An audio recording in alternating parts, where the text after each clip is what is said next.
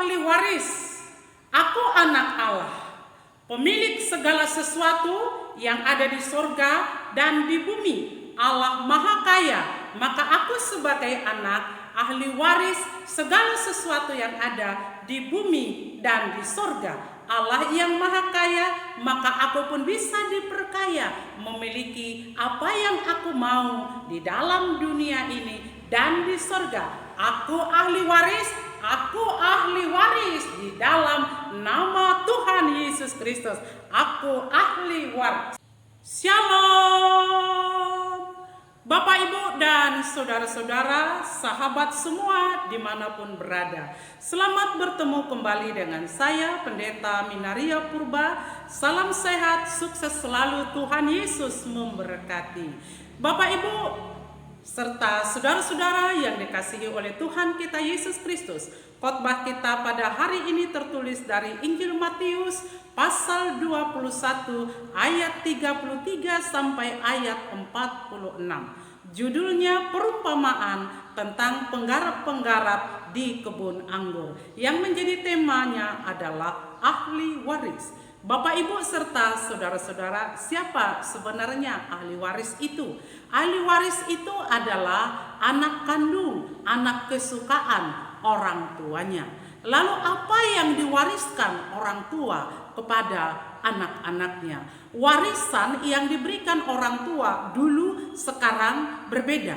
Dulu orang tua bisa mewariskan tanah yang luas, harta yang banyak, mobil mewah, rumah mewah, uang yang banyak kepada anak-anaknya. Tetapi pada masa kini orang tua bisa mewariskan ilmu pendidikan kepada anak-anaknya. Ilmu pendidikan itu sangat penting. Ilmu pendidikan itu mahal, tinggi harganya. Karena itu kejarlah ilmu sampai ke negeri paman. Long life education, selama hidup tetap belajar.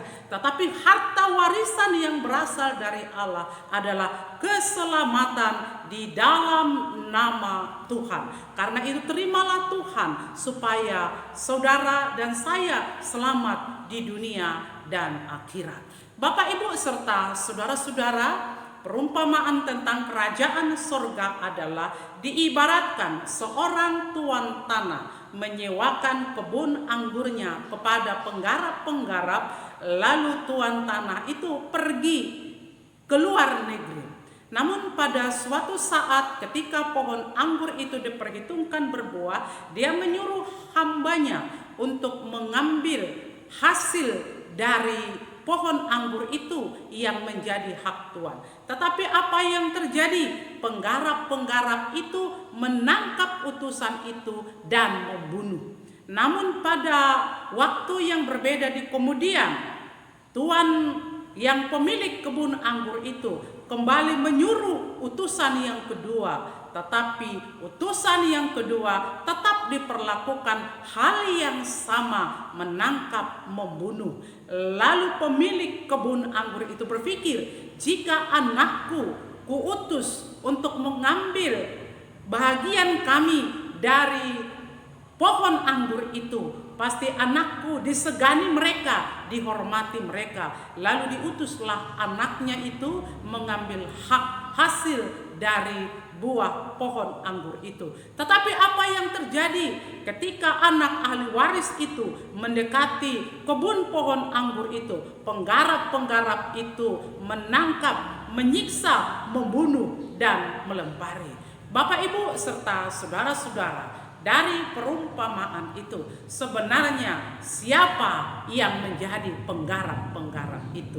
Yang menjadi penggarap-penggarap itu adalah orang Farisi, ahli-ahli Taurat, para imam. Mereka yang menolak nabi-nabi, mereka yang membunuh utusan Allah. Namun setelah yang pertama, yang kedua penolakan itu, maka Allah kembali mengutus ahli waris, yaitu putranya sendiri Tuhan Yesus Kristus untuk datang ke dunia ini. Tetapi itu pun kembali diperlakukan hal yang sama, ditangkap, disiksa, dihina, dan dibunuh.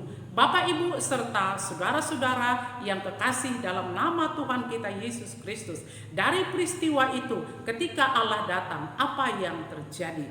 Maka penggarap-penggarap itu, kesempatan yang diberikan kepada dia, kesempatan itu akan diberikan juga kepada orang lain yang bertanggung jawab, yang memberikan buah kerajaan Allah. Dengan demikian, keselamatan yang seyogianya diberikan kepada bangsa Israel, maka keselamatan itu diberikan kepada semua orang secara universal, kepada setiap orang yang mau menerima, yang mau menjadi pelaku firman Tuhan.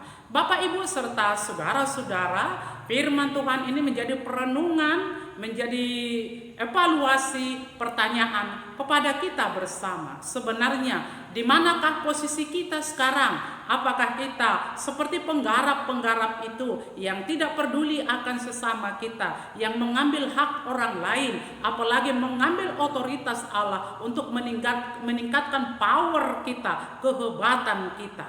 Tetapi apakah kita seperti utusan yang senantiasa memberikan keselamatan, yang senantiasa memberikan pengampunan, yang senantiasa memberikan kasih? Bapak, Ibu, serta saudara-saudara, Anda dan saya semua adalah ahli waris. Oleh karena Bapa kita yang mempunyai kerajaan sorga dan bumi, segala sesuatu yang ada di dalam dunia ini adalah miliknya. Kita sebagai ahli waris, layaklah kita memiliki kekayaan daripada Allah di bumi ini, bahkan di sorga. Kekayaan secara kerohanian, kekayaan secara materi, kekayaan secara hati, keluasan, kerendahan hati, pengampunan, dan lain sebagainya. Tuhan Yesus memberkati kita semua. Shalom. Kita berdoa. Bapa di surga Allah kami, terima kasih penyertaan Tuhan di dalam kehidupan kami setiap saat. Tuhan menjadikan kami menjadi anak kesukaan, anak kesayangan, dan menjadi ahli waris segala sesuatu yang ada di bumi dan di sorga.